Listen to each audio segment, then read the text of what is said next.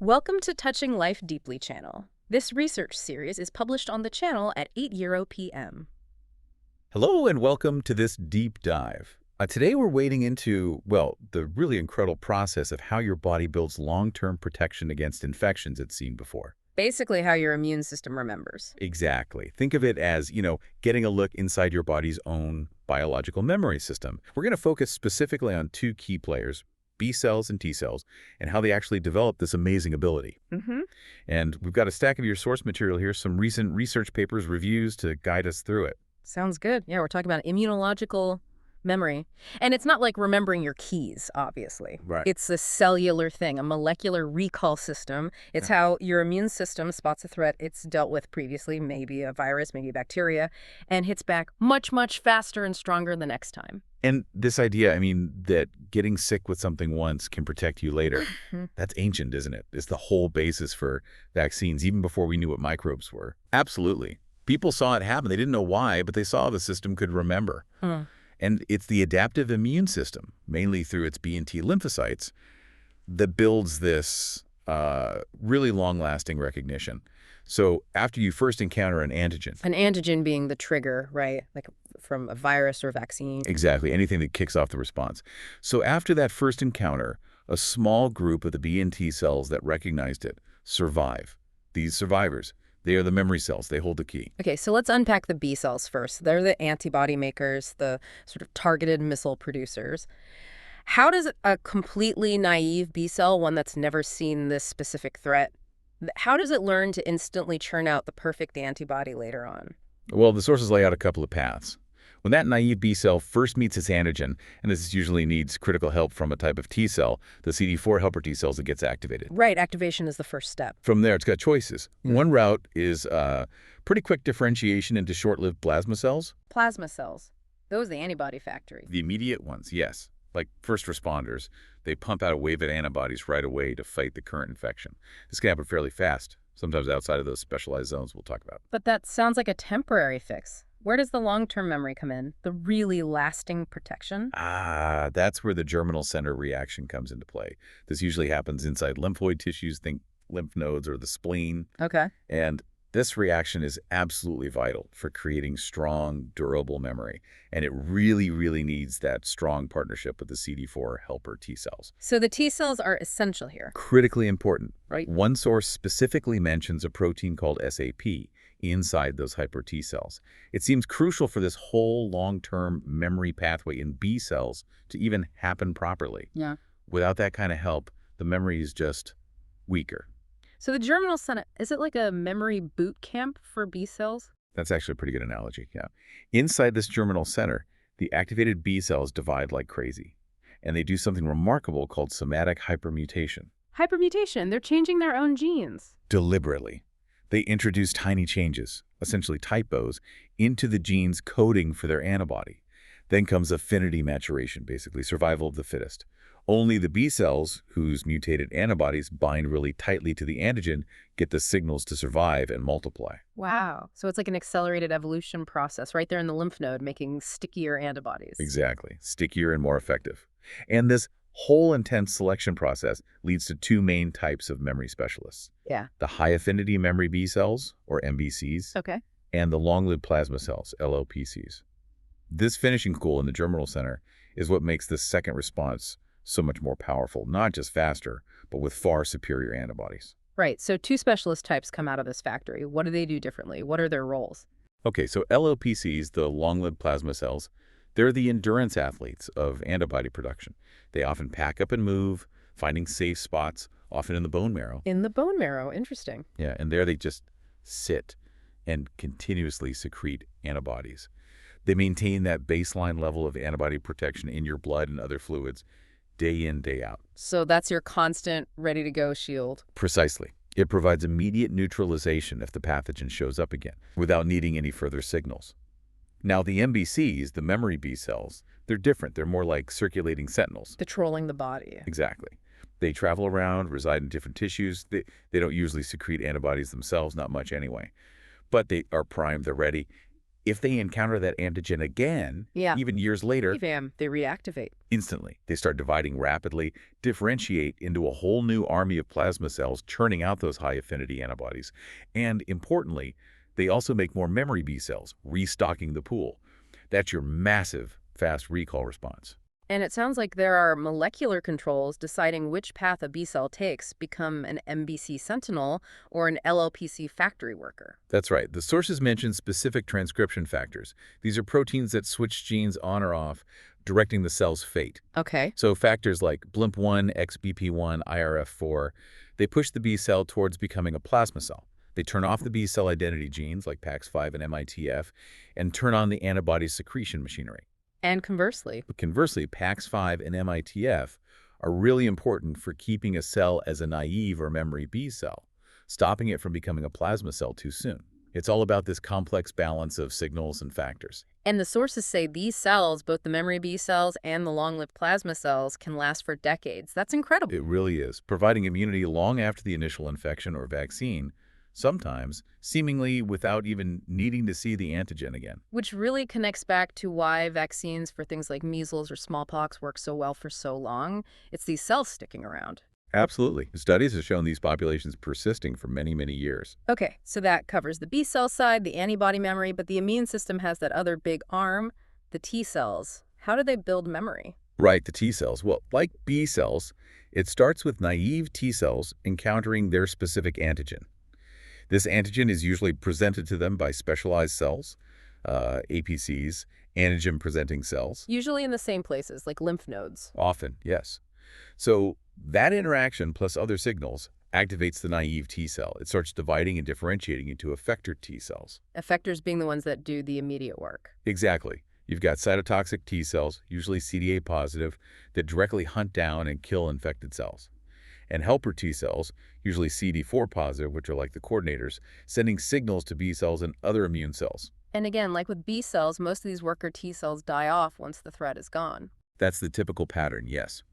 Most effector T cells are relatively short-lived, but crucially, a fraction of them survive that contraction phase and transition into becoming long-lived memory T cells. Okay, so a survival step is key there too. Very key. And just like B cells, memory T cells aren't all identical. The sources describe different subsets with distinct jobs and locations. More specialization. Yes. One major type is the central memory T cell, or TCM. Central memory. So where are they mainly found? Primarily, they hang out in the lymphoid tissues, lymph nodes, spleen, that sort of area. They have specific molecules on their surface that help them home there. And their role? They act like a reservoir.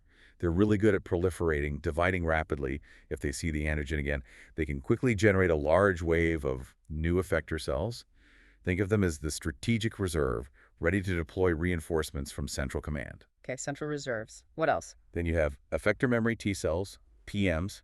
Effector memory, suggesting they're more ready for action. Exactly. They circulate more broadly than TCMs. You find them in the blood, but also, importantly, in non-lymphoid tissues out in the periphery and at mucosal surfaces like the gut lining, the lungs, the skin. So they're closer to the front lines. Right.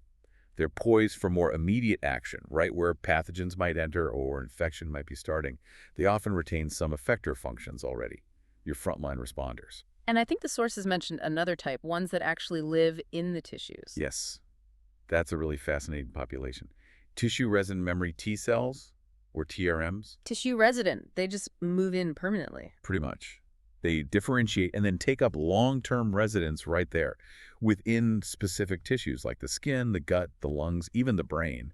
Their development is shaped by the local tissue environment. Wow, so they're like guards stationed permanently at potential breach points. That's a perfect way to think about it. They provide a critical, localized first line of defense, ready to sound the alarm and act immediately if a pathogen invades that specific tissue. Now, you mentioned B cell memory seems to lead often to this terminal plasma cell, but T cell memory might be different. Yeah, that's an interesting point highlighted in the material. While the LLPC path for B cells leads to a non-dividing, antibody-secreting end-stage cell, T-cell memory differentiation, especially for the CD8 cytotoxic T cells, often appears to involve passing through an effector stage before settling into a memory state. It's perhaps a slightly less linear path than for B cells becoming LLPCs. So we've got these central reserves, TCMs, the circulating patrols, TMs, and the resident guards, TRMs, plus the antibody factories, LLPCs, and recall sentinels, MBCs. It's an incredibly sophisticated system. It really is. And understanding these different flavors of memory, B cells, T cells, their subsets, how they're made, where they live, it's absolutely crucial. Crucial for things like making better vaccines, I assume, because a vaccine is essentially trying to trick the body into making all these memory cells safely. Precisely that. The whole goal of vaccination is to generate strong, lasting pools of MBCs, LLPCs, and the right kinds of memory, T cells, TCM, TEM, TRM, depending on the pathogen. So that if you meet the real bug, Your immune system unleashes that faster, much stronger secondary response. You want those baseline antibodies from LLPCs, the rapid recall from MBCs, and the appropriate T cell backup. but the sources also mention it's not always easy. There are challenges. Definitely. Some pathogens are really tricky. Viruses that mutate rapidly, like influenza. The memory might not recognize the new version. Exactly. The memory is too specific. Or pathogens that sit up shop long-term, causing chronic infections like HIV or TB. They can actively evade or even interfere with the immune system's ability to form or maintain good memory. And you mentioned measles earlier, that it can affect memory. Yeah, there's evidence, as mentioned in some sources, that measles virus infection can sometimes cause this temporary immune amnesia. It seems to damage or suppress existing memory cells for other pathogens, leaving people more vulnerable for a while. Wow, that's quite concerning. It really underscores the complexity. Another big challenge is getting strong, durable memory right at the mucosal surfaces, the gut, the airways. That's where many pathogens first enter. And mucosal immunity can be shorter lived. Sometimes, yes, compared to the systemic immunity you measure in the blood. So figuring out how to establish and maintain those TRM populations, the resident guards, in mucosal tissues is a huge focus for vaccine research. Even optimizing vaccine schedules, like when to give boosters. That's based on understanding memory development. It is. Trying to hit that sweet spot when memory cells are ready for the best possible boost, leading to the strongest recall potential. And this detailed knowledge of memory B cells, it's actually leading to new treatments too, not just prevention. Oh, absolutely. It's a very exciting area. Researchers can now isolate individual memory B cells from people who've mounted a really strong response, say, to a virus. From just one person. Yes. And they can figure out the genetic sequence for the incredibly potent antibody that specific memory B cell was programmed to make. Then they can produce large amounts of that exact antibody in the lab. These are the monoclonal antibodies we hear about. Exactly. Monoclonal means derived from a single B cell clone, and these are being used therapeutically. How so? For passive vaccination, giving these potent antibodies directly to a patient to help them fight an ongoing infection or to provide immediate protection if they've been exposed. They're also exploring combining them with traditional vaccines to potentially shape or enhance the response. It's literally learning from the best of our own immune memory and applying it. So if we try to connect all these dots, immunological memory is clearly this incredibly intricate dance, multiple cell types, complex signaling pathways, different tissue environments, all playing a role. We've definitely learned a lot based on these sources about how a naive cell makes that journey to become a long-lived memory cell. We certainly have. Pinpointing the signals, the interactions between cells, the key transcription factors, that's huge progress. But, as always in science, the more we learn, The more questions pop up. exactly, Yeah. big questions remain. For instance, what really determines at the single cell level whether an activated naive lymphocyte becomes, say, a short-lived effector versus an LLPC or an MBC or a specific type of memory T cell? Is it one signal or a whole symphony of signals over time? Right.